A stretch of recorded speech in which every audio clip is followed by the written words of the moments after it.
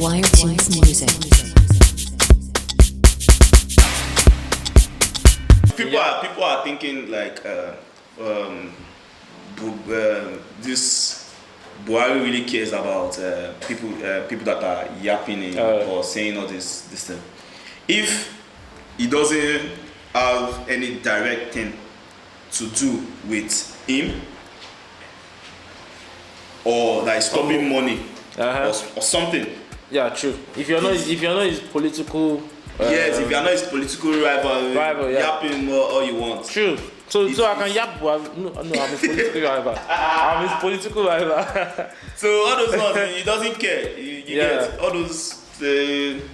Look at all the people that are having problems that are maybe like an intention or whatever. They have similar stories. Either they have problems with government fund, or they are against some of his bill, or some people are trying to, or party problems, something like that. So still we're still talking about Buhari. So let's just go into his recent speech in UN General Assembly.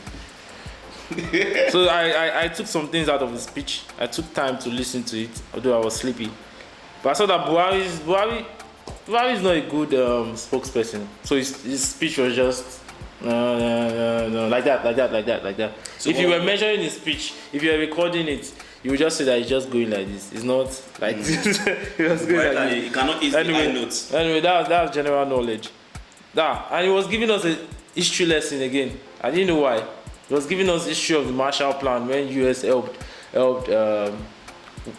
Europe, Western Europe, to build up Western Europe after the World War. Although he now brought it back to, okay, we also in Africa currently need that help. So Buhari knows That's history. A good speech. Yeah. You really like this guy, or that you took your time to listen to? No, you sent it to me now, so I just wanted to. It was. I don't want to use the word begging. So what's the best word to use? Sourcing. He was sourcing for international companies to come in Nigeria and invest. Called for international corporations, And when I know that Buhari made that his tonality, it went up, was when he was talking about Palestine. This guy is in love with Palestine. You see, when he mentioned Palestine, just like he was vigorated when he said Palestine needs freedom and blah blah blah. So Buhari, it's true, you love Palestine. You are proving Nnamdi Kanu correct that all your plans to Islamanize. That's it. Islamalize. No, I don't want to say the correct thing. Just leave it like that. What is the correct thing? We'll talk about that backstage. Backstage. And he mentioned why are you scared? Islamatize. So you think freedom for Palestine is Islamalization or Islam or No, but what is our is that our national interest there? You have a point. So he mentioned xenophobia, although I had a problem with that.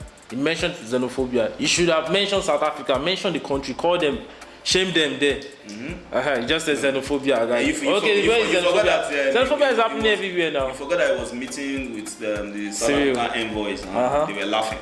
Yeah. And then I think our guy, Daddy Boo Boo, he had a very unusual smile at the end. When they started clapping for him, Baba was not smiling like, hey, good job. I did a good job. Yeah. Perhaps he's pleased with himself rather. After he wrote a speech. I think, well, what's all these things is for me, all this speech that Buhari does abroad, all these things I say, from my own angle, it's just like praising these people. Praising the West, you mean? Yes, that's how I see it. Yeah. Like it's just praising the West, you get. Because if you notice, since he likes maybe doing everything to the West and honoring interviews, he has gone to America, signed some deals, he wants always to be on their good side. You get. Almost all these things that he's talking about, I don't think he means it though. Like climate change, I mean. What does he even know about climate change that he's talking about? But in this speech, he didn't talk about climate change. He talked about climate change. It was later on that... No, he also talked about climate change. So, what do you think Buhari knows about climate change? I think he knows nothing about climate change. So, was the speech together with, or was that video edited? Because some people were saying maybe the video was edited. Like, a woman asked him that Nigeria has a very large population of young people, youths. That what does he think? Dude, wait, that one you're talking about, was he standing? He wasn't standing. Okay, it was not edited. This one I watched, he was giving a speech that come out, yeah. Then he brought out paper again and started reading and talking about climate change. So the expo wasn't correct. The expo that they gave me wasn't correct. It's extra that I didn't do a good job. And, you know when somebody told you, I don't see that question. Number 2. And then Jam changes. And they changed it for him. They gave him type. They gave him type B. How many times has any government using representation talked about climate change in Nigeria, or make attempts, or? No, I've not seen any. I've not heard or seen any. This thing is just, he's saying what these people wants to hear. That's how I see it. True, but climate change is real now, you know. Yes, but what I'm saying is this is if you are so passionate about something, I think you have to start from your country now. True.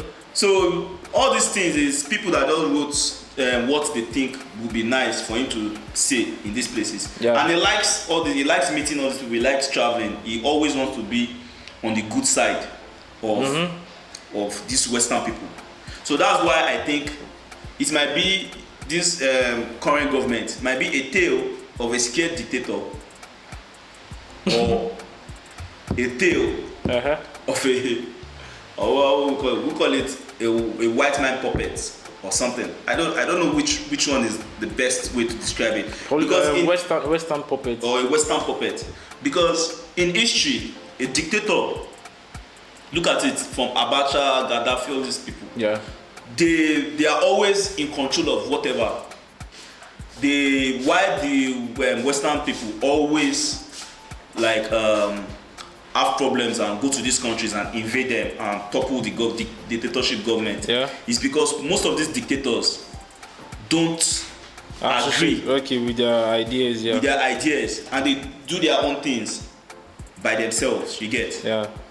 So in this kind of this pattern of dictatorship that is doing, like being harsh, there's trouble, there's fire in the country, but also trying to be in the good sides of the Western people.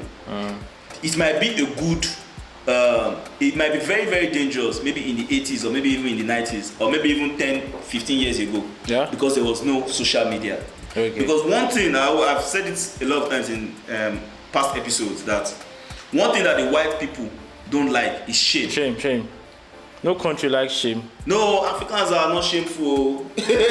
No country likes shame. No, Africans are not shameful. South Africa, do they have shame? They don't have shame now. It's until when Nigerians, everybody started leaving and they started troubling them. They started having problems wherever their president is going to. Yeah. That's where this is. They didn't like the problems, not that they were shameful. Africans don't have shame. All right, are you still there? Yeah, let me come there. So this might not work because at the entrance of the UN, is the Nigerian delegates. I saw a video where they were calling them Ole. Nigerians were protesting there. So all this, even this show case, it was there. People were protesting. They interviewed the DSS boss on BBC World.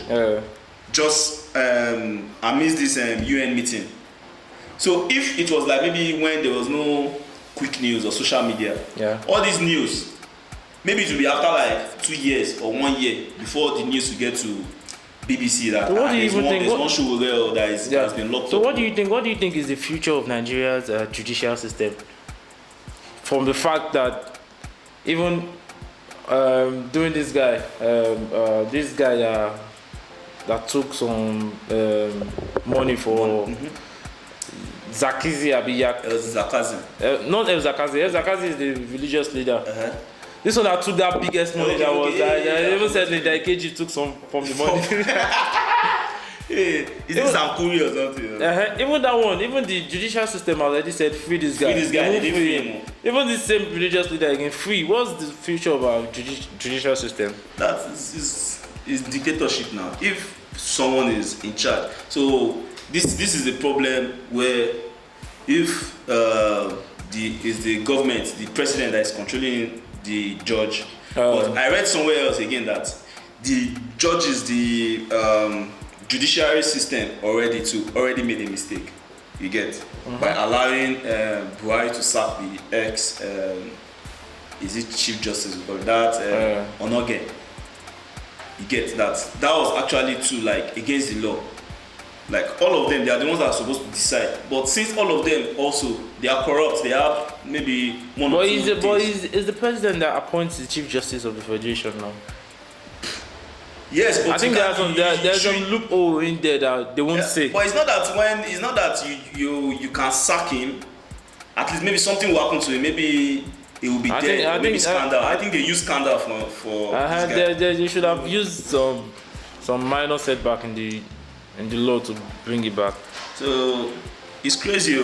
Now there's no law, there's no judiciary. Although I read somewhere else again that why they've not released Sowore is that it's that there's supposed to be like another judiciary that is the one I read is a sign that before it's released that